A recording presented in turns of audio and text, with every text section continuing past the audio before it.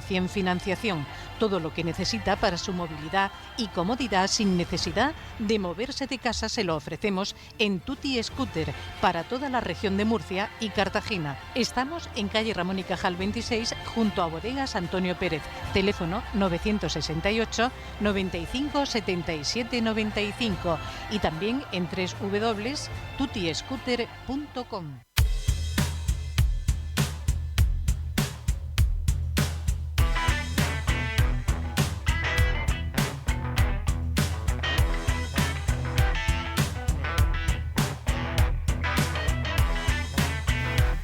Hola a todos. ¿Y a todas? Y a todes. Muy buenas tardes. No a todes, no lo vamos a decir. ¿Y tardas y tardos? En este programa que respetamos a la lengua castellana. ¿Qué tal, Víctor? Bien, ¿y tú? Pues bien, bien. ¿Qué tal tu fin de semana?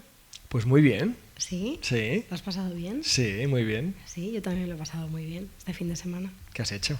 Pues muchas cosas, pero sobre todo he tenido muchos festejos. Sí, ¿qué has festejado? Desde el viernes, el sábado, el domingo, todos los días. Madre mía, ¿cómo te gusta una fiesta? Como me gusta una fiesta y a los españoles como nos gusta también una fiesta. Y a las españolas. A todos.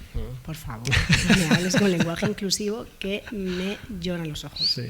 Lo siento, sé que esto es polémico y no le va a gustar a la Los gente. ojos y el cerebro me lloran. Aquí pensamos así y podemos decirlo. Caretas fuera. Caretas fuera. Caretas fuera siempre. Chicos y chicas. Ya está.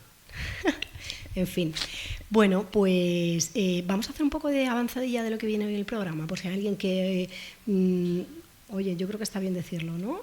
Vale, me parece bien. Mucha gente nos va escuchando y, oye, ya sabéis lo que vamos a hablar. Venga. Vamos a hablar. La cita de hoy, ¿quién la dijo?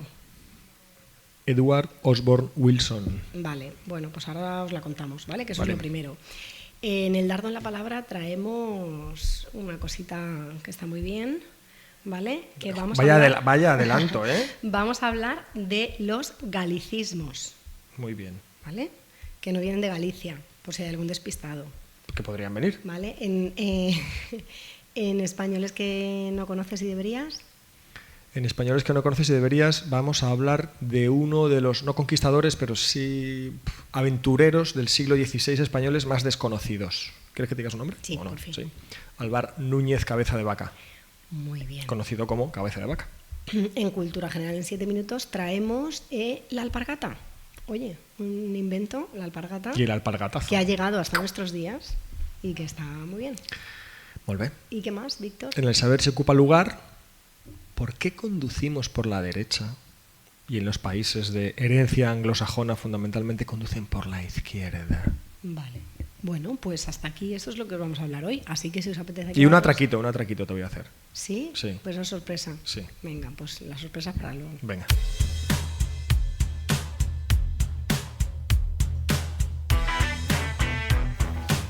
La frase de hoy, bueno, la Un cita momento. de hoy. ¿El atraco ya? Vamos, el atraco ya. Primero vamos a hacer creo que hay que hacer un reconocimiento público Venga, aquí. a nuestro top de fans.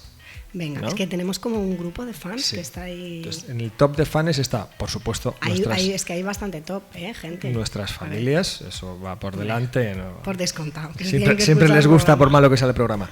Pero luego tenemos a Vicente Almudena y Javier Nicolás, diría Y yo. Josema. Y mención especial iba a hacer para José Manuel ¿Y Santa Marta? María. Marta Gárate, Claro. que nos escucha mientras pasa la aspiradora. Sí. Pues Oye, mención especial. Que además siempre nos comentan, oye, pues esto, lo otro, podéis Esto decir por de qué aquí. vais a hablar. Siempre les gusta Es todo. secreto, no os podemos Por eso decir son qué top vamos a hablar. fans, porque a todos les gusta. Sí. Sí. Así que nada, que bueno, puede haber más tops, ¿eh? Quiero decirte que solo tenéis que decírnoslo. Que empiecen los Vamos a juegos, empezar que como empiecen Pablo los Moto. juegos del hambre. Tenemos que dar como un carné, ¿no? Platino, Sí, tal. vamos a ver, sí, la taza del programa. Bueno, y si alguno queréis venir al programa, entrar en directo a contarnos algo. En diferido, lo que queráis. En diferido también. Eso ya lo tengo que hablar con Dani, pero Cómo bueno, no, sí. ¿vale? Bueno, pues después del atraco, ¿este era el No, atraco? este no, el atraco es otro. El atraco, ¿te acuerdas no que os vayáis, que hay otro atraco. hablaste la semana pasada de la cita de Marco Aurelio cuando Y la has hablábamos de traído, Nixon? la has traído. Sí, esta. Pero- Léela tú. Ya, Las bueno, pocas pero cosas. no, porque a lo mejor la dejo para otro día. Depende de si nos da tiempo. Vaya. Venga, vamos con Bueno, ello. Cita venga. de hoy. La cita de hoy, que como te decía, la pronunció Edward Osborne Wilson, que fue uno de los más afamados entomólogos del siglo pasado y porque murió hace 3 años solamente, en el 21. Un entomólogo es el zoólogo que se ha especializado en insectos, Gracias por aclarar el término, porque yo sé que hay gente que estaba un poco así... Entomólogo, no sí. sé, de tomo. De ento. O de De tomo, no ents, sé. como el Señor de los Había gente Anillos. despistada. Vale. Bueno, pues lo que... ¿Te cuento la historia antes de este hombre o te digo la cita? Dime la cita primero. Vale, la cita es: el verdadero problema de la humanidad es que tenemos emociones del Paleolítico, instituciones medievales y tecnología de dioses. ¡Wow! ¿Cómo ha caído así? Como ¿Cómo un es? bloque. Tenemos sentimientos... Emociones del Paleolítico, instituciones medievales y tecnología de dioses. Venga, cuéntame la historia. Entonces te voy a contar la historia de este hombre, la cita se queda ahí. Sí. Yo es que este hombre lo descubrí porque lo pongo como ejemplo muchas veces en la capacidad de adaptación que tenemos que tener en general, pero sobre ¿Sabes todo... lo que me pasa a mí cuando dices este hombre? Que a mí de pequeña me corregían y me decían, este señor. Este señor. Entonces cuando oigo a alguien decir, este hombre, yo siempre digo, este señor. Vale, pues este don. O esta mujer, esta señora. Este don. Venga. Le encantaban los animales desde pequeño. Él ya apuntaba a ser zoólogo o a dedicarse a esto. ¿Qué sucede? Que bueno, parece ser que sus padres estaban pasando por un divorcio un poco traumático y un verano, cuando él tiene 7, 8 años, lo envían a pasarlo con, no sé si con unos familiares o con una familia de acogida en Estados Unidos. Y yendo a pescar con el señor, con el tutor, en la casa, con el tutor. no sé si tutor o era su tío o quien fuese. Yendo a pescar, pues se le clavó un anzuelo en el ojo, en un ojo. Madre mía. Y perdió la visión de ese ojo. A él lo que más le gustaba eran las aves, salir al monte, avistar aves y escuchar el canto, ¿no? Bueno, pum, primera, un ojo fuera, como Blas de Lezo. Pues antes de entrar en la universidad, si no me equivoco, empezó a quedarse sordo y acabó quedándose prácticamente sordo de un oído y el otro también regular. Entonces, esto de avistar aves con solamente un ojo, sin visión tridimensional y poder escucharlas prácticamente sordo, pues se complicaba. ¿Qué hizo este hombre? Adaptarse a las circunstancias. Bueno, me encantan las aves, pero ¿qué me gusta si amplío la categoría ave, los animales? ¿Qué hizo? Dedicarse a la entomología, dedicarse a los insectos, que ni necesitas una visión tridimensional a lo lejos, ni necesitas tampoco escucharlos, ¿no? De hecho, se dice, esto será una leyenda probablemente, pero se dice que llegó a desarrollar una agudeza visual tan elevada en su ojo bueno que podía contar los pelos en el lomo de una hormiga sin microscopio. Eso es alucinante, ¿no? Cómo nuestros sentidos se adaptan a nuestras circunstancias. El cerebro. Claro, y pueden ser, ¿sabes? Se agudizan dependiendo de si te falta uno o te falta otro para hacerte más, hacer que sobrevivas más. La percepción se adapta a las circunstancias, se adapta y por eso lo pongo siempre como ejemplo de adaptarse a las circunstancias, porque pues, te puede frustrar no poder dedicarte a las aves, pero al final hay cosas contra las que no se puede luchar, ¿no? Entonces, sin tener nada que ver con la cita, este es el ejemplo que yo pongo muchas veces en clase de adaptar a las circunstancias. Y lo cuento porque quiero. Sí, pues, al final es mi trozo de programa, ¿no? Cuento un poco lo que... Pero que me gusta cómo expresa él lo de emociones del Paleolítico, instituciones medievales y tecnología de dioses. La tecnología va a ir siempre por delante de nosotros, porque como bien dice él con esta metáfora, es tecnología de dioses, que no estamos preparados para emocionalmente... asimilar, efectivamente, asimilar.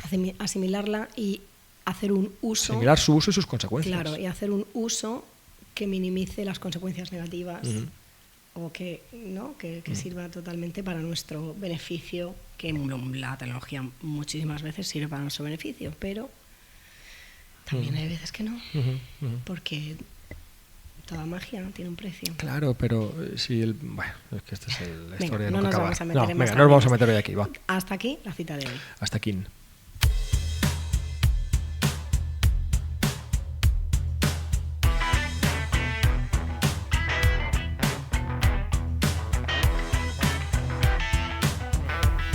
El dardo en la palabra. Galicismos. Start in the word, galicismos. Vale, pero necesito una percha para el galicismo. Así que una percha, para los que no sepáis lo que es una percha en comunicación, no es una percha del armario, es que necesitas una excusa para, a partir de ahí, contar algo más. Pero es que la tenías que haber traído tú. Pues si la tengo yo. La voy a contar. Claro. Hombre, cada uno hace su trabajo. Muy Estaría bien. bueno. Estaría bueno. Trabajo hecho. A ver. ¿No sería la primera vez? Vamos a hablar... Mentira, mentira. ¿Yo? Mentira. Soy súper aplicada. Solo faltaba. Vamos, los que me conocen y los que no me El conocen. que me conoce lo sabe. El que me conoce lo sabe. Hoy vamos a ver una palabra que se dice de varias maneras y nunca sabemos bien si es... Nunca sabemos si es la una, la otra, lo digo yo correcto, lo dice la otra persona. Bueno, algunos lo sabrán, pero cuando le preguntas a la gente dicen, ay, pues no sé, pues yo le diría así, pues yo así, pues un poco de lío, vamos a desenmarañarlo. Venga, vamos. ¿Vale? Calcamonía o calcomanía. ¡Guau! ¡Qué buena! ¿Tú cómo lo dices? Yo no sé si ¿O lo depende decías? incluso de la zona geográfica, de tu infancia, no tengo claro. Yo de pequeño decía calcamonía. Y cuando escuché calcomanía, dije... Me da vueltas la "Joder, cabeza". Tiene mucho más sentido. Yo también. Calcomanía que calcamonía. Yo, claro, no sé si a lo mejor será una cosa de una época concreta, porque somos Pero de tú la misma decías, edad, ¿tú qué no sé. decías? Yo decía calcamonía, Calcamonía. pero vamos, Claro. 100%. Calcamonía también. Calcamonía. Pero de repente escuchas calcomanía y dices... Calcomanía, que Claro. es, claro, no sabes si es como una ciencia aparte. La manía ¿qué en es el esto? calco. No, Calcas no, una no, imagen no. en la... No, o sea, estamos hablando de cuando una imagen le aplicas agua o calor y se transfiere a otro soporte, normalmente tu piel, Calcomania. ¿vale? Entonces, efectivamente, yo también decía calcamonía, como tú. De hecho, lo digo, De porque amoníaco. calcomanía me acuchilla, pero debo decir Pero- que... error. Tenía todas las de Error. ser así. Error total. Calcomanía, claro. Error total. La RAE acepta calcomanía.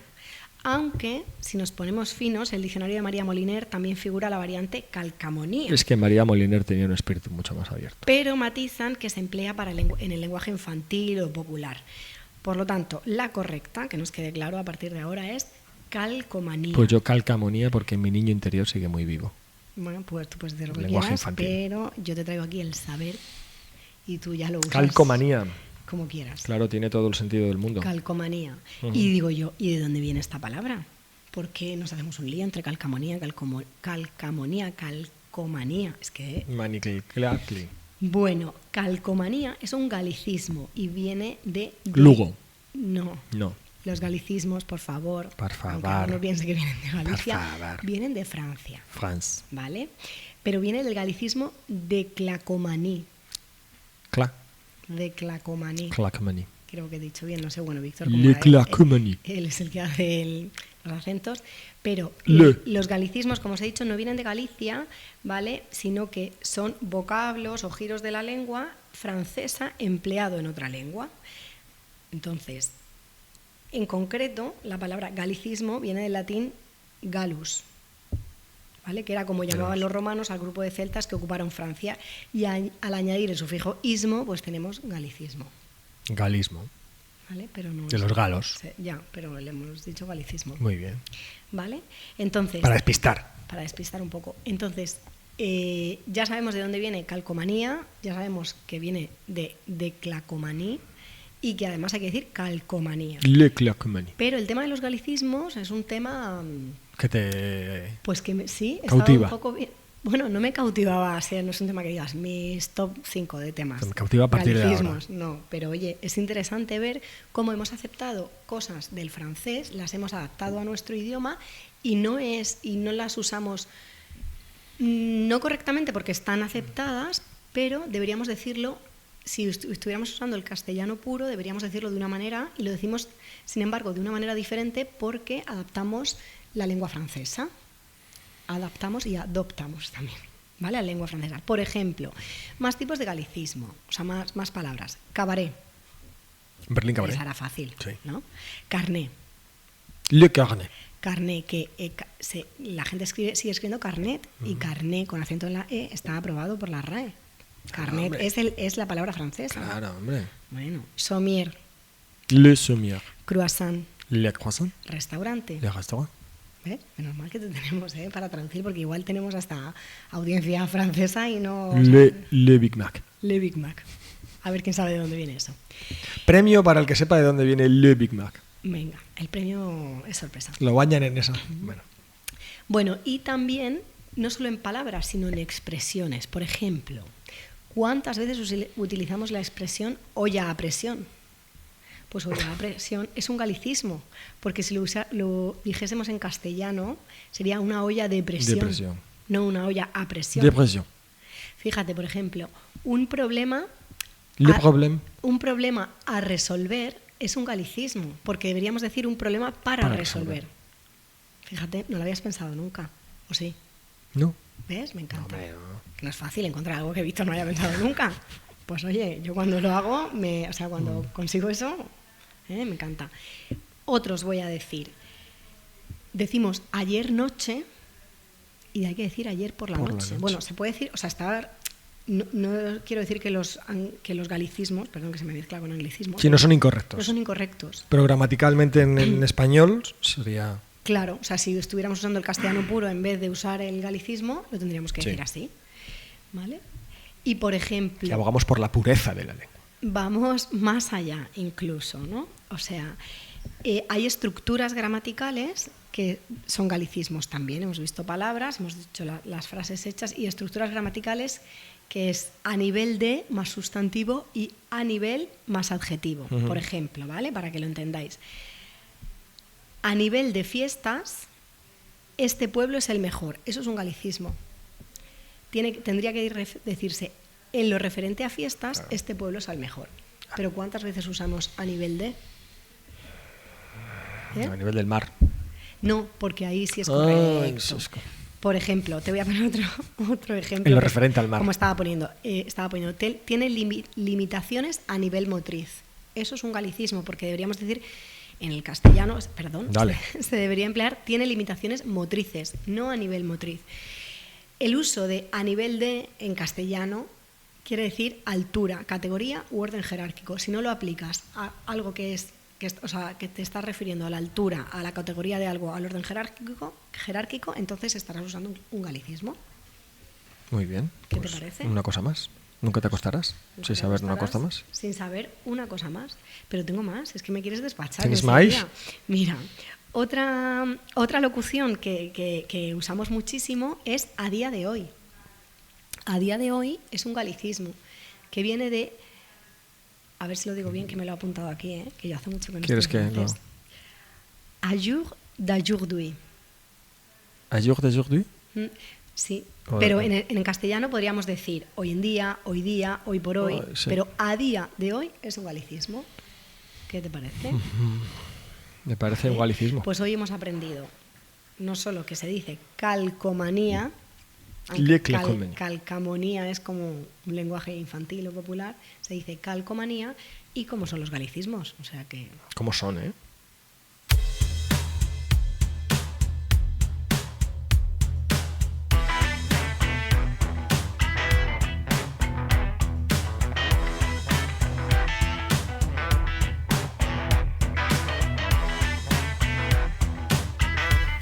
Bueno, pues vamos a seguir. Hemos dejado los anglicismos. No, pues vamos a coger los anglicismos. ¿Sí? Venga, vámonos con los anglicismos. Con el saber si ocupa he estado lugar. Yo pensando estos días, por lo que sea, por H o por B, en el miedito, pero la impresión que da cuando estás en Inglaterra y vas a cruzar, ¿no? Y tranquilamente miras a la izquierda y no viene nadie y ya estás levantando el pie mientras miras a la derecha y te das cuenta en una fracción de segundo de que, oh Dios mío, que vienen por aquí, en realidad voy a morir atropellado, ¿no? Bueno. Y dices, what's up? Claro, dices, pero ¿por qué? Y en ese momento, que casi te pilla un Mr. Cab Driver, dices, pero ¿por qué esta gente conduce mal?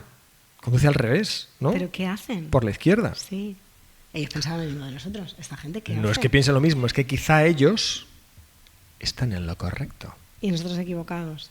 No en lo correcto, quiero decir que conducir por la izquierda o caminar por la izquierda, ir por el lado izquierdo de la calzada, es lo más antiguo y lo que quizá tenga más sentido desde su origen. ¿Sabes dónde es un poco cambiar de... Venga. A ver, el mismo tema pero diferente? No, yo me acuerdo, yo tenía un profesor de la universidad que 1946, se empeñaba siempre, pues es que... Lo de las escaleras, claro. Lo de las escaleras, claro. Y entonces, claro, las escaleras me pone... todos los universitarios subiendo las escaleras ahí, frenético. Miles, y entonces el pobre iba por las escaleras siempre diciendo... se sube por la izquierda y se baja por la derecha. Se sube por la derecha y se baja por la derecha. Lo decía a nosotros. Me acuerdo que nos decía, se sube por la izquierda y se baja por la derecha porque estábamos haciéndolo. Bueno, que subas siempre por tu derecha y bajes siempre por tu efectivamente. derecha. Pero que circules por la derecha, como en la carretera. Que hay que saberla porque evita aglomeraciones. Bueno, el cambio se originó a la hora de circular a la derecha, te lo voy a contar luego, pero es que casi la mitad de la población mundial, alrededor del 40% de los conductores conducen por la derecha, por la izquierda. O sea que no es una cosa de, es que estos 4 que hacen aquí el Canelo, no. ¿Vale?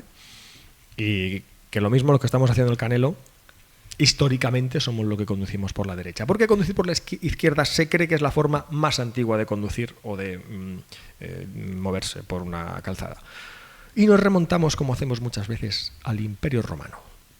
Porque los romanos... Porque somos muy del Imperio Romano, nosotros siempre nos gusta... Siempre, de ahí venimos, ¿qué vamos a hacer?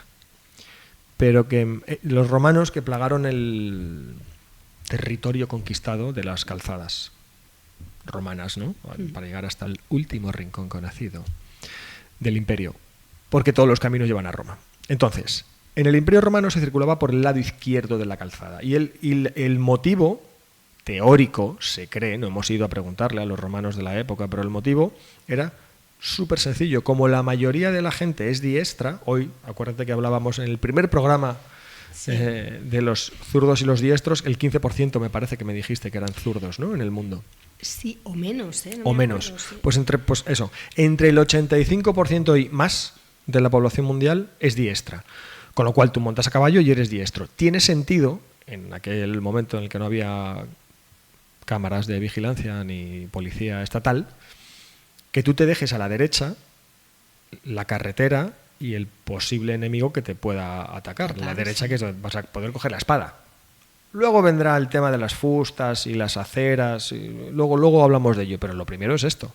Esto insisto que es una teoría, pero es una teoría que tiene sentido, ¿no? Tú vas con las riendas en la mano izquierda y te dejas la mano buena con la que vas a utilizar la espada en la derecha, por si acaso se lía y tienes que dar un par de mandobles, lo que te decía.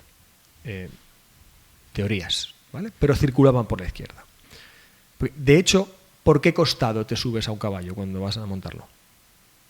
Te subes por el lado, según... depende, ¿no? Claro. De dónde mires.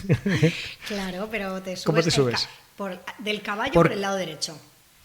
¿No? ¿Mal? ¿Cuántas veces te has subido a un caballo? Pues no sé. ¿Entre una y ninguna? ¿Sí? ¿Izquierdo? ¿Te subes por el lado izquierdo? Si es que yo... Claro. Como se nota que hay gente que ha vivido en el pueblo en contacto con la naturaleza y otros no. Te subes por el lado izquierdo. ¿Sí? ¿Te subes por el lado izquierdo? Estoy viendo subiéndome por el lado derecho, pues, la última vez que monté. Bueno, pues no te subes que te da lo mismo realmente, pero te subes por el lado izquierdo. Entonces, tú imagínate que vas ahí haciendo tu travesía, la que sea, por la calzada, y tienes que parar a refrescarte o a comer algo o a hacer un pis, ¿no? Claro, pues te bajas por el lado izquierdo ¿Por qué? Estás ahí porque estás ahí. No ya. te bajas por el lado izquierdo. ¿Por qué lado te bajas de la calzada? ¿Por el que da a la calzada y puede pasar un coche y pillarte? Por el que da a la no calzada. Por el del margen, claro. El río, el no sé qué, lo que sea que vayas a hacer y ya no te... Los árboles, el monte, claro. El margen del camino, ahí no te van a... Totalmente. Claro, pues te bajas por ese lado y te subes por ese lado, por el izquierdo. Bueno, pues parece lógico pensar, como decía el filósofo, parece lógico pensar que cuando ibas a caballo se circulaba por la izquierda. En Roma se circulaba por la izquierda. De en antes se circulaba por la izquierda. Años más tarde, cuando se comenzaron a utilizar los carruajes tirados por caballos, también tenía sentido circular por la izquierda, porque el conductor, el carretero, se sentaba a la derecha y sujetaba las riendas con la mano izquierda, ¿vale? Entonces, la diestra, la derecha, para el látigo, para darle... pues no vas andando. Si vas por en medio del monte, el látigo se te enreda en los árboles que hay en la linde del camino, y si vas por una zona poblada, pues lo que decíamos, le puedes dar al transeúnte que va por la protoacera. ¿Vale? Pero bueno, pues es un problema que estaba tal. Más adelante, avanzamos en el tiempo, siglo XIV. Parece ser, y digo parece ser porque no está muy claro ahora, te cuento, parece ser que el Papa Bonifacio VIII, que fue papa justo durante... Bonifacio VIII quiere decir que hubo muchos Bonifacios, ¿no? Por lo menos 7 antes. Es heavy, tuvo que haber. ¿no? Claro, como cada uno adopta el nombre que quiere como papa, pues llamo Anacleto primero. Es que pues Bonifacio no suena ni... hago el bien. Bon faccio. Ya, sí. Oh. Venga. Allora. Entonces, parece ser que el Papa Bonifacio VIII, parece ser porque hay estudios, y el más importante es de un señor que se llama Peter Kincaid, que escribió un libro muy difícil de encontrar hoy, pero un libro acerca de las diferentes formas de circular por la calzada en todo el mundo. Y desmiente esto que te voy a contar, pero te lo voy a contar porque está bastante aceptado y pongamos en duda. Después vamos a ver, como nos pasó el otro día con María Pita, que las fuentes históricas muchas veces no queda claro lo que y puedes encontrar incluso fuentes históricas que parezca que dicen cosas opuestas, ¿vale? Pero bueno, parece ser que Bonifacio VIII decía, Papa durante poco tiempo, a finales del siglo XIII y principios del XIV, ordenó que los peregrinos que se dirigían a Roma circulasen por la izquierda.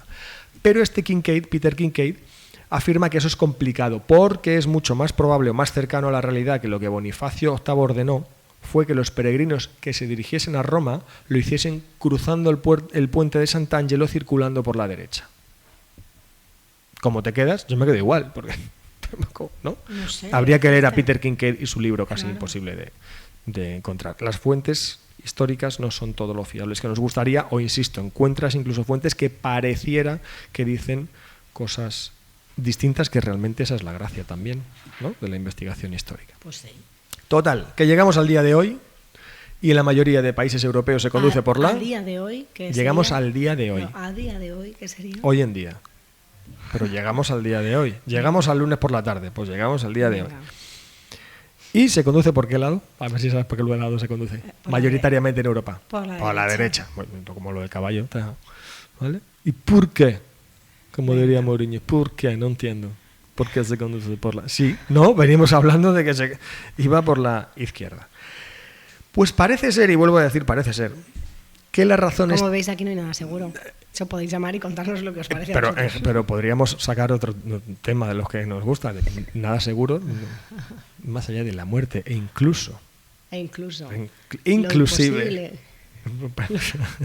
Haremos todo lo posible y también lo imposible. Lo imposible, si es que lo posible es posible. Claro. Bueno, pues inclusivamente parece ser que entre Napoleón y la Revolución Francesa, mejor dicho, entre la Revolución Francesa y Napoleón, existe el motivo de que hoy en la mayoría de países europeos conduzcamos por... ¿Y cuál es el motivo? La derecha, o los dos, Napoleón y la Revolución Francesa, vete tú a saber.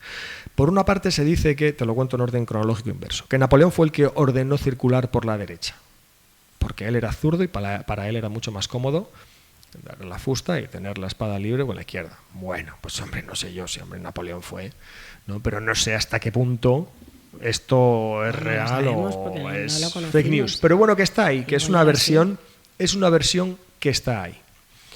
Hay otra, que es cierto que para nuestra visión del mundo actual parece más coherente.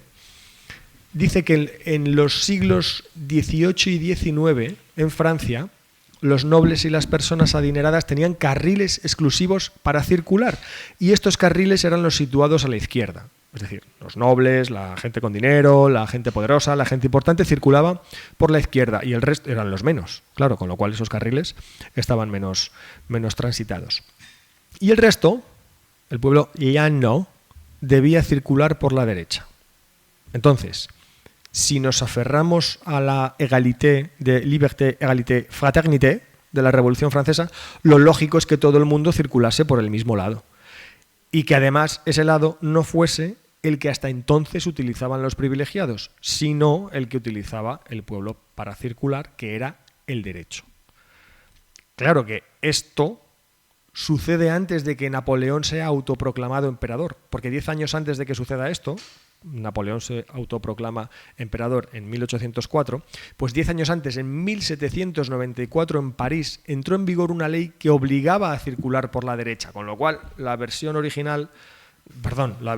anterior de que Napoleón, por ser zurdo cuando fue emperador, pues no. Ya en París, 10 años antes de que él se autoproclamase emperador, se había promulgado una ley que obligaba a circular por la derecha. Esa hipótesis pierde fuerza. Luego puede ser que se subiese al carro. Pareces Matías Prats. Qué gracioso. Bueno, ¿qué sucede? Que claro, el Imperio francés de la época tuvo mucha influencia en el resto de Europa, ¿no? En las décadas posteriores, con lo cual en el resto de países, excepto evidentemente en las Islas Británicas, que eran su archienemigo, dijeron, pues no. se adoptase ellos siguieron conduciendo, circulando por la izquierda, que es lo que se llevaba haciendo desde hace siglos, ¿no? Otra teoría, esta ya es la última, y es anterior a las otras dos. A ver. Dice que antes de la Revolución Francesa, unas décadas antes solamente, alrededor de 1750, fue en Estados Unidos donde surgió la costumbre de conducir por la derecha. Estamos en pleno momento de nos vamos al oeste, y en ese punto, a mediados del siglo XVIII, se popularizó un carro de caballos llamado Conestoga. Conestoga. Ah, es que si me lo dices así, Conestoga car, que se utilizaba de forma primordial para viajar al oeste. Y este Conestoga llevaba 4 o 6 caballos en 2 filas, ¿no? O 2 o 3 filas de 2 caballos. Y enganchados estos al vagón de carga, pero este vagón, el clásico vagón, no el clásico, pero prácticamente el clásico vagón de las películas de vaqueros, que va tapado. El clásico tiene un pescante, tiene, digamos, en el vagón un asiento, un banquito para ir. Este no lo tenía, este era más alargado, y entonces todo el vagón de carga iba cubierto por una tela, y ahí irían pues viajeros, mercancías o lo que fuese. Entonces el conductor, o el carrista, el driver en este caso, el carretero, no podía ir metido en el vagón porque no ve, va tapado. Entonces iba montado en el caballo de la izquierda de atrás, en el caballo de la izquierda que quedaba más cerca del carro, del vagón. Y así, lo más cómodo y lo más seguro para darle con la fusta a los caballos sin problema de engancharte y además llegar bien, era utilizar la mano derecha. Y por tanto, conducir por el lado derecho, porque además así tienes visión del camino a tu izquierda, donde no tienes nada. Pero bueno, yo lo que pienso es el pobre caballo, encima de tener que ir tirando, te tengo que bueno, pero eso es la historia de los caballos. De los caballos. Historia equina se llama. Bueno, pues muy interesante. Entonces, todo. perdón, porque dicen que esto ya es crazy. Que el Conestoga que se fabricaba fundamentalmente en Pensilvania, que el Conestoga triunfó también en Francia en esa época, mediados finales del siglo XVIII, y por eso en Francia se adoptó la costumbre de conducir por la derecha. O sea, es que los americanos también se quieren arrogar hasta la costumbre de conducir por la derecha en Europa. Pero entonces realmente no tenemos ni idea de por qué es. Hay tantas teorías que... No se sabe exactamente. Sí se sabe que fue justo en ese momento. Es justo en el siglo XVIII que se pasa de circular primordialmente por la izquierda a circular por la derecha. Y es en ese momento de la Revolución Francesa. ¿El motivo exacto? Pues no se sabe. Es cierto que cuando llegan los vehículos con motor de combustión, los coches, los automóviles que tenemos hoy, a principios del siglo XX, hay un poco de caos, porque los fabricantes de coches no llegan a un acuerdo sobre dónde colocar el volante. A la derecha, a la izquierda, en el centro, que era circular por el centro de la calzada, tal, hasta que llega el de siempre, Henry Ford, con su modelo Forte, que vendió Ciane. Y lo peta. Claro, y este coche tenía el volante a la izquierda, con lo cual había que conducir por la derecha para tener mejor visibilidad de la calzada. Punto final de la cuestión. Al final el que se impuso fue Ford. Sí, para lo que tenemos a día de hoy con los coches y con tal, lo que te digo, que a principios del siglo XX había un poco de caos sobre dónde colocar el volante y por dónde... del coche. Esa historia es muy interesante también, ¿no? Sí, podríamos traerlo la podríamos traer un día, la dejamos apuntada. Bueno, pues yo creo que ya está bien de teoría. Yo creo que por hoy ya está bien, ¿no? Yo creo que por hoy ya está bien, efectivamente. Pues...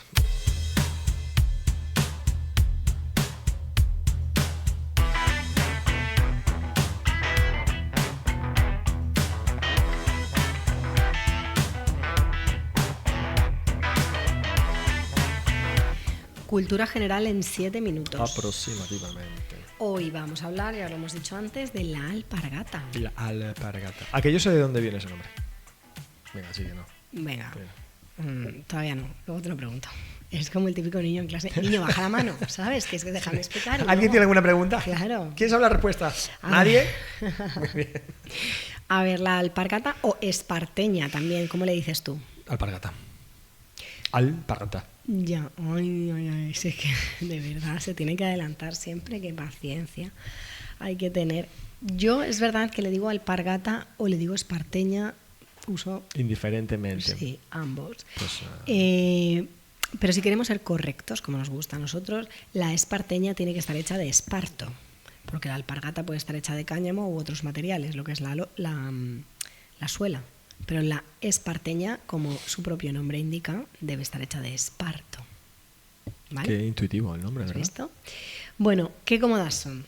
Qué ¿no? cómodas son. ¿Tú llevas alpargatas? Yo creo que sí que te he visto alguna vez, ¿eh? Sí, he llevado... Sí, no, Sí. he llevado, pero hace mucho No, que es que la alpargata, tú piensas que tiene que estar hecha la suela con un trenzado de materiales. ¿Tú no tienes unas azules? ¿Te he visto yo? Ah, sí, es verdad, Sí, es es que nuevas, madre además mía. de este... Joder, pues ¿Te las he visto? es mi calzado top ahora mismo. Claro. Sí. Qué cómodas son. A mí me encantan porque es un calzado Es- muy es versátil. momento, es que qué Es cómodas publicidad. son, ha quedado muy publicitaria. ¿no? Qué cómodas Es que me son. ha pagado Castañer. Compre alpargatas. No, porque es verdad que lo mismo te las pones para ir a la playa que para ir Que por para la una boda, ciudad, que para- una boda, es que sí. que para una, ¿sabes? Con lazos, sin lazos, con cuñas, sin cuñas. La versatilidad hecha zapato. Claro, y a mí eso me encanta. A mí también. ¿Sabes? Entonces, bueno, la alpargata viene del prerromano, abarca, ¿vale? Que designaba un tipo de zapato y que pasó, ahora sí te doy la palabra si ¿Me quieres. das la palabra? ¿Qué palabra Al me das? árabe. O sea, del prerromano pasó al árabe. ¿Qué has dicho tú antes? Alpargata. No, al-bargat. Alpargat. Al-bargat, ¿vale? Añadiendo el artículo árabe al, y al final se quedó al-bargat, al-pargata. No te dejaban apostar tampoco, ¿Qué te porque parece? la palabra alpargata venía del árabe. Ya, bueno, pero es que no había apuestas abiertas, Claro. que yo sepa, hasta Muy el bien. momento. Entonces, ojo, que la RAE reconoce alpargate, ¿Cómo? que alpargate está bien dicho, Pero queriendo decir que... alpargata. Ah, Fíjate. a ver ya- si es en inglés. Alpargate. Alpargate. Claro. Eso no lo sé. La Es verdad que no sé cómo se dice la alpargata puerta de en inglés. Alpargate. O el caso de, ¿no? ¿Cómo eran los casos estos del no sé qué gate? Watergate. El Watergate empieza, por eso llamamos a todo pues Claro, el Alpargate. Something gate. No. Alpargate. No sé, alpargate, pero no alpargate. Pero, ¿y sabes cómo se dice hacer alpargatas? Alpargatar. Sí, tío, yo no lo sabía. Es que es un rollo esto. Ay, de verdad. Bueno, hoy ya he traído una cosa que él no sabía. Pero bueno, No, alpargatar. hombre, triple ha sido, triplaco, pero... Pero yo nunca había dicho ese verbo, alpargatar. Sí. No me alpargates las narices, Yo niño. alpargato, tú alpargatas. Ese no es el típico verbo que te ponen así para cuando estás Alpargátame aprendiendo. unos huevos fritos. Claro. Alpargátame unos... Claro. Bueno, pues este calzado se usa principalmente en España, el sur de Francia y América. Anda. ¿Y en italiano? Pues no. Iba a no decir tengo el yo árabe mediterráneo.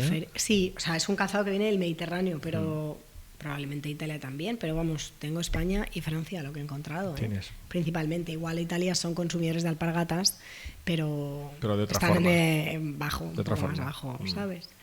Y la alpargata, además de ser, es verdad que es muy mediterráneo el origen, su origen está puro y duro en el campo. Es un calzado pues de carácter rural, que lo que hacía era que mantenía al pie protegido en los suelos cuando estaban sembrando, ¿sabes? En suelos irregulares, con mucha piedra, mucho barro y tal, Sí. con mucho desnivel, pues te daba, era un calzado resistente que te daba estabilidad y además, y súper importante, la transpiración. Hombre, la transpiración es lo que más Porque se busca. Es lo más importante porque si no Transpiración es lo que luego más se busca. desmayos. Entonces, vaya. ¿Sabes? Entonces, desmayos total. Entonces, ya desde el siglo XV y el XVI, porque yo te estoy hablando de un origen rural que se remonta antes del siglo XV, Al pero 14 a lo mejor. O a... incluso antes, ahora te lo voy a 13 contar. en un momento dado. Es que no me quieras desmontar la No. sección. Ve que como no me cuentas las cosas, yo voy tirando triples aquí y voy... Bueno, pues la alpargata después, o sea, en el siglo XV y XVI empezó a refinarse y asociarse como a una llamarse moda... alpargati. No, Como los jugadores del Barça. a asociarse se como refinan. a una moda veraniega, Sí. ¿sabes? A partir del siglo, perdón, 15. 15 y XVI. ¿No? Que miembros de la alta sociedad La élite. pues empezaron a usarla en sus jornadas estivales, pues cuando iban al mar, cuando iban a los paseos por los jardines de palacio, pues ¿qué me pongo? Pues las alpargatas. Eustaquio, ponme la alpargata, Claro. que voy a la playa. Claro, efectivamente. Bien. Es más, te digo que ¿quién llevó la alpargata al cine? ¿Quién? Dilo tú. ¿Quién? Rita Hayworth y Lauren Rita Bacall. la cantadora. No, hombre. Rita Hayworth y Lauren Bacall se pusieron alpargatas en las películas. ¿Y qué pasó? Que se escondió. Está muy gracioso, Víctor, ¿eh? ¿Qué pasó? Pues que cuando el público las vio en la gran pantalla y las llevaba Rita Hayworth y Lauren Bacall, que eran lo más de lo más, todo el mundo quiso su alpargata. ¿Qué te parece? Lógico. Entonces, lo mismo que pasa hoy.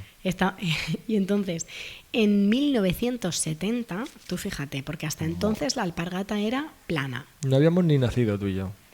No hace años. No, por supuesto, somos gente joven. Pero fue en 1970 cuando Yves Saint Laurent, ¿lo he dicho bien? Le Yves Saint Laurent. Yves Saint Laurent, junto con Castagnier, Castagnier, que es la marca súper mega conocida de alpargatas, presentó pues un modelo que fue rompedor en aquella y que fueron las alpargatas con tacón. O sea que las alpargatas con cuña, con tacón, lo que conocemos hoy, hasta 1970 ya. Sí, efectivamente. Pues fíjate que me parece hasta pronto. ¿O tarde? ¿Pronto? ¿Qué te parece? Sí, pronto. ¿Pronto? ¿Que crees que la alpargata con tacón se creó más tarde? Sí, pensaba yo. En 1970, hace 3 días, tampoco te creas tan joven. Claro. Pero bueno, estamos diciendo que cómo llegó al cine, cómo se creó la alpargata con tacón, pero ¿desde cuándo se usaban alpargatas? No tiene historia la alpargata, madre mía. Pues se han hallado en la Cueva de los Murciélagos, que está en Albuñol, en Granada, unas sandalias de esparto de hace 6.200 años, que se consideran las más antiguas de Europa. En concreto se encontraron 22 ejemplares que muestran pues que la gente de esa época tenía un buen manejo con el trenzado de las fibras y de las que estaban hechas las alpargatas. El interés por el cuidado del pie, claro. Probablemente, o el cuidado del pie o del cuidado de uno mismo. Y de la moda también, quizás. Y luego, no exportamos las alpargatas, o sea, de Europa a América. Ya tenían allí su propio calzado de este tipo. ¿Vale? Y el registro más antiguo en América de una alpargata es parte de una colección de artículos de la cultura Anasazi en Nuevo México, Estados Unidos. O sea que la alpargata tiene tela. Tiene tela, claro, y esparto. Tela y esparto y fíjate. Y a día de hoy, ¿quién no tiene una alpargata? ¿Quién no tiene una alpargata en su casa a día de hoy? ¿Quién no la tiene? Efectivamente, ¿quién no la tiene? Y quién no se la ha puesto y quién que levante la mano el que diga que no es cómoda, porque es cómoda. Sí, bueno. Yo he tenido algunas poco cómodas hace ya mucho tiempo. Por eso está precisamente este verano que me compré esas de las que tú hablabas antes. No había vuelto a usar las alpargatas porque es que me raspaban el pie. O sea. Y ahora te has vuelto alpargatero. Bueno, es que ahora las alpargatas son muy finas también, claro. Así que, sí, muy bien. Pues hasta aquí la historia muy de interesante. La alpargata. Muchas gracias.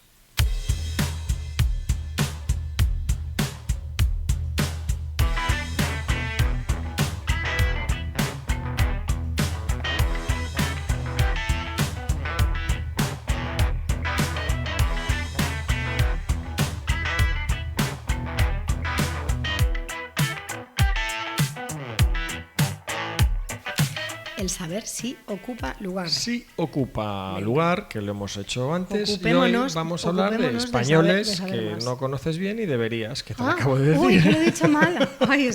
Uy, por favor. En deber. La Sole, claro. Pues volvemos a empezar. Espérate, Dani, mete No, otra vez. Sí, yo lo hago bien. Venga. Dani, dale ahí.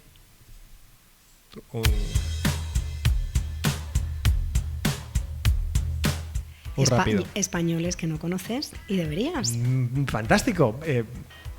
Vamos allá. ¿A quién deberíamos conocer? Hoy deberíamos conocer a Alvar Núñez Cabeza de Vaca. Seguimos en Estados Unidos, que nos hemos quedado allí antes con... ¿Alvar? ¿A un bar? Alvar, sí. ¿O Alvar? Alvar o Alvar. Porque hay sitios en los que te lo escriben con tilde. Pero que debes conocer, ¿es un bar? Madre mía, tenemos el día hoy y nos hemos comido un humorista. Cuéntanos. ¿Quién era este Cabeza señor? de Vaca. Este señor fue un señor que nació en el siglo XV, otra vez bebía a caballo entre el XV y el XVI. Pero claro, la mayor parte de su historia conocida sucede... Bueno, nosotros también hemos vivido a caballo de 2 siglos. A caballo, sí. No es difícil tampoco vivir a caballo. como los hunos, que vivían a caballo también, los mongoles. Venga, vamos a lo que estamos, que me estás despistando. Entonces, seguimos en Estados Unidos, siglo XVI. ¿Qué sucede? Estados Unidos no, en América. No era Estados Unidos todavía. En América, lo que hoy es Estados Unidos. Y es la época de los grandes, de Cortés, Pizarro, los descubrimientos de Colón, Magallanes, la primera vuelta del mundo conocida, aventureros, conquistadores, de Juan Sebastián Elcano. Sí. Y claro, estas figuras deslumbrantes muchas veces dejan en penumbra historias y personajes que merecen la pena ser conocidos, ¿no? Y que llevaron también a cabo aventuras dignas de destacar. Y hoy hablamos, como te digo, de Alvar Núñez Cabeza de Vaca, que se conoce popularmente. ¿Te suena? ¿Cabeza de Vaca? No. No del todo. Vale, pues su apellido materno, que es Cabeza de Vaca, era ya un apellido cuando él nace muy establecido en Jerez de la Frontera, que es donde nace, a finales del 15. No se sabe si entre... Depende de la fuente que... Cabeza de Vaca, es que yo me estaba imaginando un indio. Te voy a contar por qué. Ah. Te voy a contar por qué.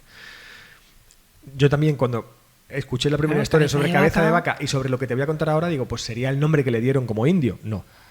Como indio americano, como nativo americano. No. Nace en Jerez de la Frontera entre 1488 y 1490 y mucho, ¿vale? No se puede precisar con exactitud. 1490 y algo. Su apellido, Cabeza de Vaca, el materno, tiene una historia o leyenda muy curiosa. Y es que se cuenta que se lo otorgó Sancho de Navarra a un pastor que se llamaba Martín Alaja, antepasado de Cabeza de Vaca y de su madre, Teresa. Porque este Martín Alaja había señalado con el cráneo de una vaca, con el cráneo de una res, el pasadizo por donde debían penetrar, y penetraron los cristianos para vencer a los árabes en la batalla de las Navas de Tolosa.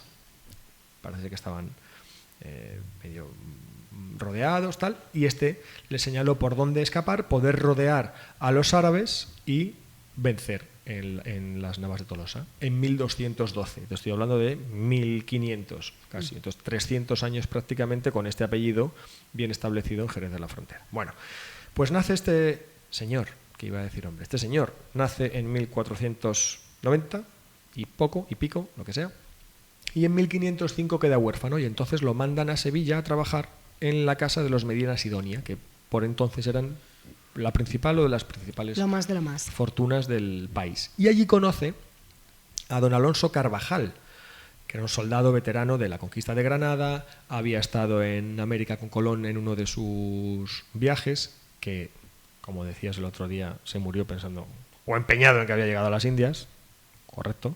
Ah, que me lo pusiste en duda. No, sí, no lo tenía muy claro, pero reconozco lo que sí en el aire. Vale. Y sirvió a las órdenes del gran capitán también en Italia. Este Alonso Carvajal era prácticamente un héroe, una figura muy destacada, ¿no?, dentro de los militares españoles. Pues claro, para este chico de esa edad que tendría 10, 12, 15 años, sin figura paterna, que se había muerto, conoce a este hombre y dice, pues esto es lo que quiero ser yo quiero ser soldado. Y se hace soldado, una salida que tampoco era poco común en el momento, pero bueno. En 1512 ya participa en la batalla de Ravenna, en Italia, que es uno de los episodios más sangrientos de aquella, ¿no? Vuelve a la casa de Medina Sidonia como camarero mayor del duque, y es el duque de Medina Sidonia el que le recomienda para... Camarero mayor no era camarero. No, claro, no llevaba los vasos y recogía los hielos. No. Camarero mayor era el que te atendía. Era Lomé de Lomé. Y... era el que te atendía. El que tenía él al lado. Pero que incluso le vestían, ¿no? ¿No? Me lío. No, pero tengo mucho más que contar. Entonces, como esto no va a ningún lado. Venga, cállate.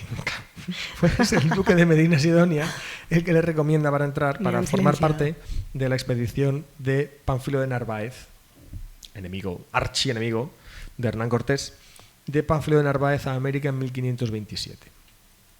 Iban a ir a la Florida. En la Florida la descubrió Ponce de León, Juan Ponce de León. No nos des tantos nombres porque la gente va en el coche. Bien. En un paseo en tal no lleva una libreta y no apunta. Entonces vamos a los nombres. Vamos a los nombres. Claves. Alvar Núñez Cabeza de Vaca se enrola en la expedición a la Florida de Pánfilo de Narváez. Bien, 1527. Esta aventura fue un completo desastre. Sufrieron de todo. Este Pánfilo de Narváez era bastante inútil, parece ser. Tampoco Pánfilo. Pero sufrieron de todo. Malas navegaciones, naufragios, deserciones, ataques de los nativos con flechas envenenadas, arena movedizas, nubes de mosquitos, escasez de alimentos y de agua. En un año, los 500 y pico, 600 que habían salido de España habían desertado o muerto. Quedaban en la mitad, ¿vale? Después de tratar de entrar al continente por tierra y ser repelidos, de sufrir más naufragios, de perder a otro montón de integrantes de la expedición, deciden volver a la costa, estaban dentro, deciden volver a la costa, entran por Tampa, Florida, y construyen 5 pequeños botes para ir costeando el sureste de los Estados Unidos. Bueno, pues con estas 5 balsas recorren en 5 o 6 semanas 640 kilómetros de costa. Hasta que llegan, ahí paran, unos nativos les dan de comer, una noche les atacan, tienen que irse, bueno, tienen bastantes líos, porque claro, van haciendo navegación de cabotaje por la costa. Llegan a la desembocadura del Mississippi, y en la desembocadura del Mississippi una tormenta se lleva por delante 4 de estas embarcaciones, 4 de las 5. La que queda es la de Cabeza de Vaca. Pánfilo de Narváez muere ahí ahogado. Quedan 15 supervivientes. Y estos supervivientes son apresados por una tribu de nativos, una tribu de nativos. Y ahí están los 15, los tienen, pero Cabeza de Vaca no tarda de escapar. Escapa, pero le vuelven a apresar. Otra tribu. Y en esa tribu se encuentra a 3 compañeros suyos, que son Dorantes, Castillo Maldonado y el negro Estebanico, que era africano y probablemente el primer africano que puso pie en América. El negro Estebanico. Estebanico. Sí, claro, Estebanico. O Maño también, no sabemos. Negro Estebanico. Permaneciendo todos ellos 6 años como esclavos. Ellos se quedan 6 años como esclavos con estos indios. ¿Qué sucede? Que pasan de ser esclavos a ser considerados prácticamente no dioses, pero a ser considerados magos. Porque Cabeza de Vaca aprovechó los conocimientos médicos que había adquirido como soldado para curar a los indios, con hierbas, con ungüentos, también rezaba, ¿no? Entonces, por las buenas un poco se hizo un hueco. De hecho, llega a salvar la vida a un indio que le había atravesado el pecho una flecha. Madre mía. La primera operación a corazón abierto de la historia, ¿no? Entonces llegaron a atribuirles la virtud de hacer milagros a estos 4, los consideraron hijos del sol por los poderes que consideraban que tenían, y después porque también se pasaron, aparte de esos poderes sobrenaturales, pasaron mucho tiempo, muchas semanas, ahora te contaré, caminando en la misma dirección que el sol, hacia el oeste, ¿vale? Y en este camino, como ya se había corrido la voz de los poderes sobrenaturales que tenían estos señores con barba, que de hecho tuvieron que alimentarse con mosquitos, bebiendo agua sucia, imagínate, eran piel y huesos, barbas larguísimas, horror. Pero en este camino se le iban uniendo otras tribus. ¿Pero a dónde iban? Hacia el oeste. Ellos estaban buscando... estaban buscando los españoles. No estaban retenidos en la tribu. No. Empezaron siendo esclavos, pero luego ya acabaron siendo magos. Iban en busca de los otros. Fíjate, esto escribe Álvar Núñez Cabeza de Vaca. Con frecuencia nos acompañaban de 3 a 4.000 personas y como teníamos que soplar sobre ellas, soplaban porque una de las cosas que él hacía también para como curarles era soplar dentro del, ¿no? 1530 estamos hablando. Bueno, que a lo mejor hacía un poco también de parafernalia. Claro, hacía un poco de truco. Como teníamos que soplar sobre ellas y santificar sus comidas y bebidas y darles permiso para hacer multitud de cosas, según venían a solicitarlo, fácil es comprender cuán grandes eran nuestras fatigas. 3 o 4.000 personas diciendo, mi hijo tiene, a mí me duele, me han hecho y un espíritu me persigue por la noche, ¿no? Entonces, todo esto lo tenían que resolver. No estaba tiempo a andar. Claro.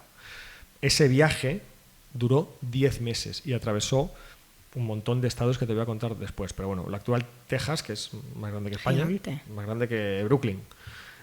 Y cruzar el río Bravo. ¿Qué es eso? Es otra cosa. Llegaron hasta El Paso y de allí, a través del río, siguieron por Sonora hasta San Miguel de Culiacán y llegaron a México.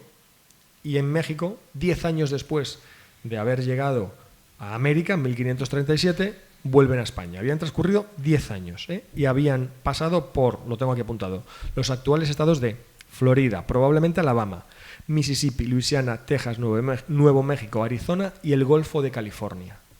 Pues sí habían andado, sí, Y con los indios, sin que les matasen y sin tener que matar a ningún indio, y siendo considerados magos, deidades, curanderos, tal. Llega a España, no se ha acabado, no se ha acabado. Llega a España y escribe una obra que se llama Naufragios, donde deja constancia de este primer viaje. ¿Qué sucede? Que el rey requiere de sus servicios otra vez, esta vez en el sur del continente, en el Río de la Plata.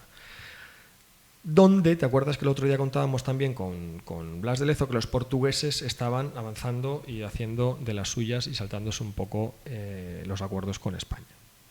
¿Qué sucede?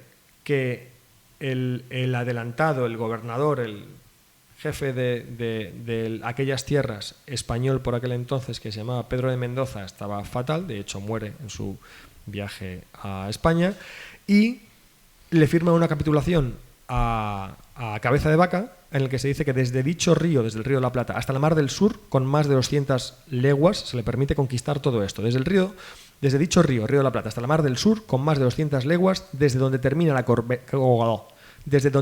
la gobernación de Almagro hasta el estrecho de Magallanes. ¿Bien?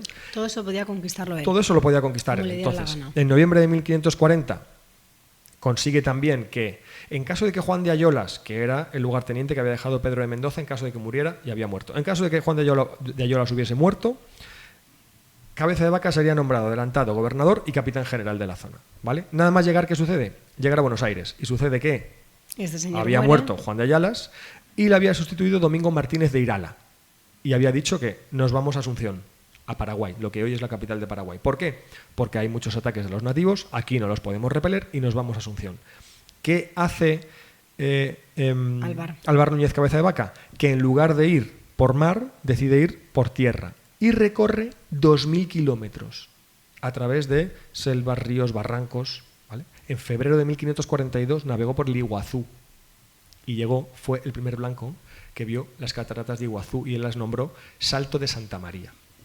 Y en febrero de 1542, ha salido en 1540, en marzo de 1542, llegan a Asunción. Él dice, aquí yo soy el gobernador y tú no te preocupes, Martínez de Irala, vas a ser mi lugarteniente, el que era gobernador hasta entonces. ¿Bien? ¿Qué sucede? Pues ya te imaginarás qué movida. Hombre, porque al otro no le pareció ni medio bien. Aquí estoy mandando yo. Y vienes tú a decirme lo que tengo que hacer. A decirme lo que tengo que hacer, ¿de qué? Y además... Total, de aquí a que se enteren en España, claro, pasan 2 años. Con más matices, que es uno de ellos es que, como he leído por ahí, me parece que además muy bien tirado, este señor, Álvar Núñez Cabeza de Vaca, se dedicó a hacer política, o se dedicó a gobernar, cuando lo que se esperaba y se pretendía era conquistar. Porque ya había mucha gente que había dejado su miseria en España para hacerse, o con la esperanza de hacerse rico en las Américas, ¿no? Bueno, pues este hombre lo primero que hace es que hay que explorar un poco el curso del río Paraguay, porque necesitamos una vía de comunicación directa con Perú. 1. 2. También tenemos que establecer una vía de comunicación estable y directa con la península para estar tal, ¿vale? La gente dice, ¿perdón? ¿Dónde está lo mío? Claro, porque dicen, según los que estaban allí, les coartaba la libertad e independencia de las que habían gozado hasta ese momento. Claro, ¿cuáles eran estas libertad e independencia? Cualquiera cosa. Había prohibido la tributación sobre los alimentos para darles comida los españoles a los indígenas, algunos españoles, ojo, que esto no es una historia de buenos y malos como siempre. Había prohibido la poligamia. Bueno, esto de la poligamia no es solamente la poligamia, había prohibido... A ver, ¿cómo lo explico? Había prohibido que muchos señores se metieran en una casa o en un sitio con una indígena hacer lo que a hablar con ella. Ellos, claro. ¿Vale? Eso también lo prohíbe. Denunció a los esclavistas. Puso un poco de orden y concierto. Denunció a los esclavistas. Impidió los acuerdos comerciales que estafaban claramente a los indios. Y sobre todo, lo que ya esto es que había pospuesto indefinidamente la marcha hacia la Sierra de la Plata, que es donde esperaban todos estos llevarse plata. Porque él decía, claro, primero tenemos que asentarnos, porque estábamos en Buenos Aires, ahora estamos en Asunción, y necesitamos convertirnos en un punto de apoyo y comunicación con la península y con el Perú. Ojo, Cabeza de Vaca tampoco pinta a los españoles como unos animales, todos, y a los indígenas como almas caritativas e inocentes. Hay tribus a las que señala como auténticamente salvajes, y no de todos los españoles, dice, pero denuncia a los esclavistas, denuncia a los que se pasan con las indias, denuncia todas esas cosas, ¿no? Y él probablemente también metiese la pata, porque él decía a los que estaban luchando y a los hombres de guerra, decía, no os voy a dar nada de lo que yo mismo no disfrute. Parece ser que también fue muy severo en ese sentido, es decir, que no son buenos y malos, aquí hay simplemente personas, pero que llama la atención que a principios del siglo XVI alguien se preocupase porque no se estafase a los indios, porque no por respetar al resto, ¿vale? ¿no? Total, que en 1543 ya hay una rebelión, lo apresan y nombran a Martínez de Irala jefe, otra vez. Lo tienen 10 meses cautivo, lo mandan a España, sufre otro naufragio, porque el sino de su vida fue sufrir un naufragio detrás de otro, y llega en 1545 y lo mandan a la cárcel. Nada, ahí está. Le prohíben volver hasta mucho tiempo. Le prohíben volver a las América. Indias bajo pena de muerte y le obligan a servir en Orán. Pero luego esta sentencia fue recurrida, nunca fue a Orán, enfermó y acabó en un convento murió enfermo. Pero quiero hacer una recapitulación de todo lo que Es que has contado mucho. Lo que hizo, ¿no?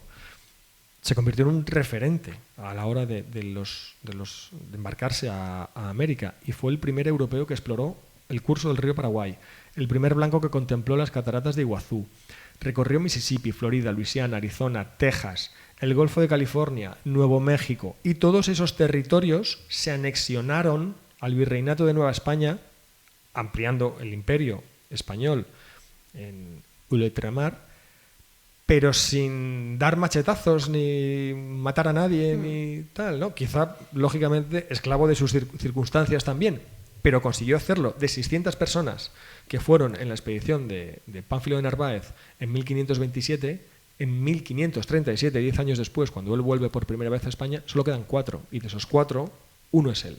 Consigue regresar y hacer todo esto que te digo en lo que hoy es Paraguay, pero bueno. Pues, muy interesante su vida. ¿Del nombre cómo era? Alvar Núñez Cabeza de Vaca.